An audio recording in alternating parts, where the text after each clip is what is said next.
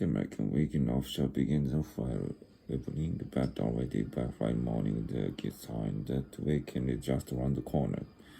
You see few cars on the highways and the buses and the subway are less crowded with people too. This is because some people take a day off on Friday and have a 3-day weekend.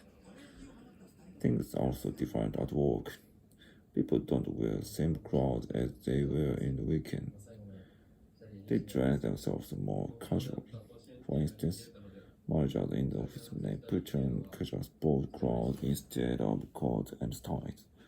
Some people put on blue jeans. This trend toward Easy Friday is popular with employees who normally wear uniforms to work. In Los Angeles, for example, bus drivers are usually dressed in military-style jackets, hats, and trousers. Recently, however, they have received permission to wear polo shirts and baseball caps on Fridays. Transportation officials believe that this new Friday dress code is good to drivers more, and they are also sure that passengers won't mind just a little long as the buses run on time.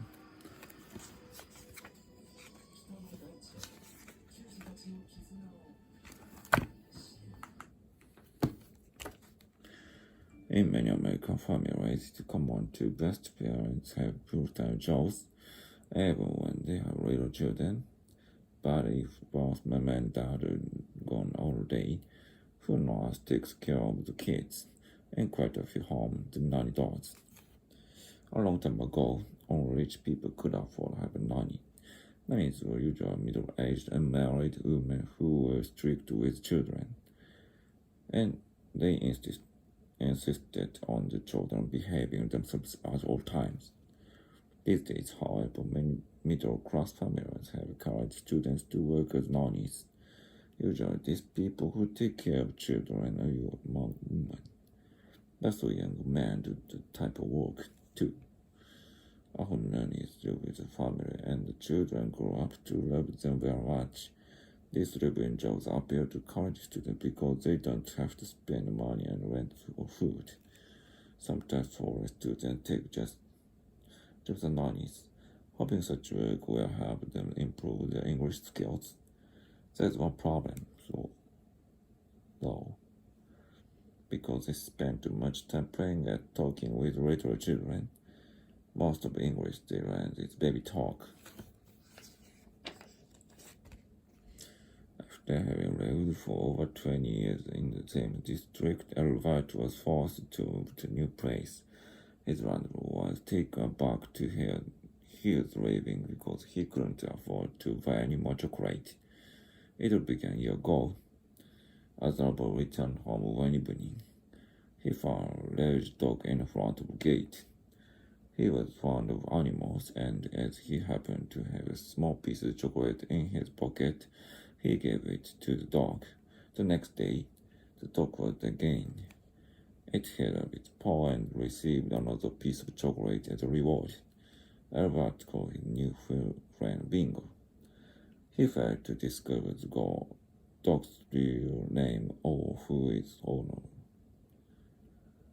However, Bingo never failed to appear regularly every afternoon, and it was very clear that preferred chocolate to buns. Soon the dog was not satisfied with small pieces of chocolate and demanded large every day.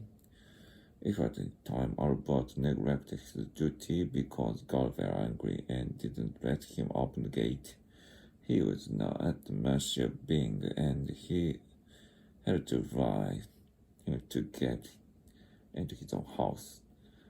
As he had spent such a large part of his weekly wages to supply Bing with chocolate, he moved somewhere else.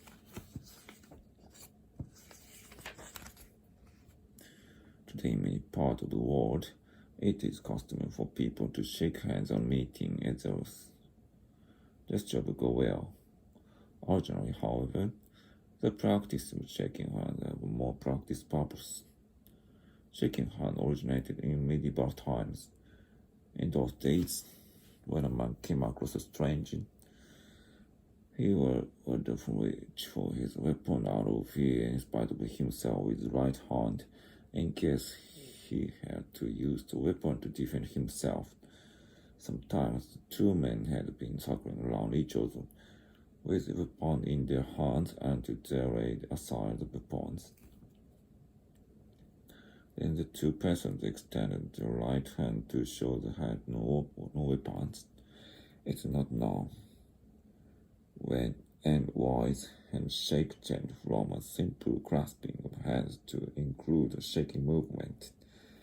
This shaking movement of the grasp had probably started as early as the 16th century.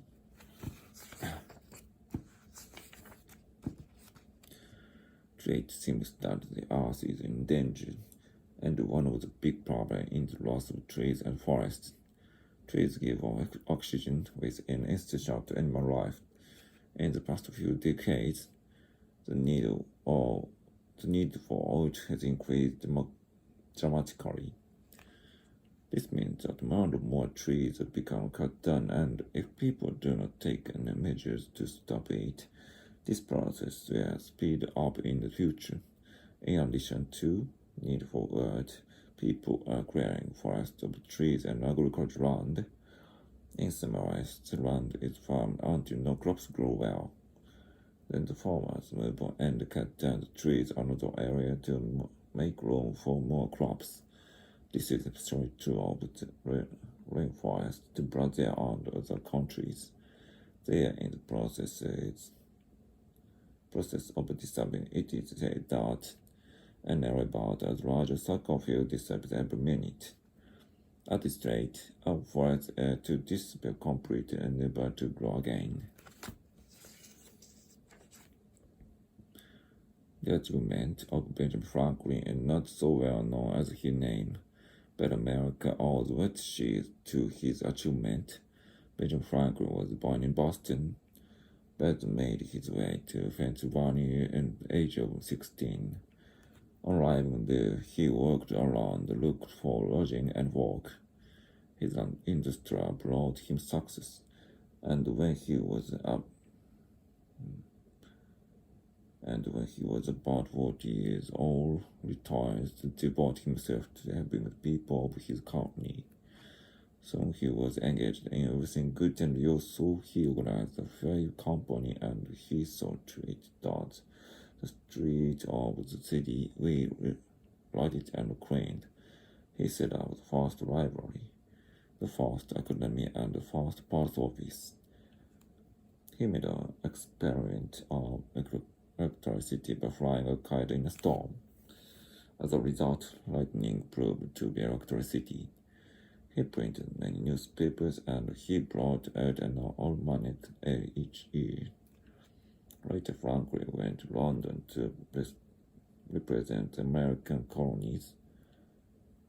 Though he lived in England a long time, he was the last person to lose the American simplicity or American point of view.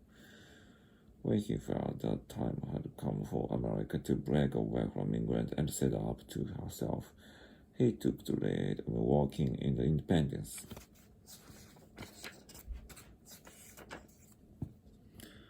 When someone sees you coming, he shouts at you, "Look out!" Hearing the shout, you jump just in time to avoid being run over by an automobile. You owe your escape to the fundamental operate and act by which most of high animals survive. That is communication by means of noises. You didn't see the car coming, but someone else caught sight of it, and he made noises to communicate his alarm to you. In other words, although your nervous system took a note of danger, you are not injured because another nervous system took note of it. For the time being, you took the advantage of someone else's nervous system and shot to your own.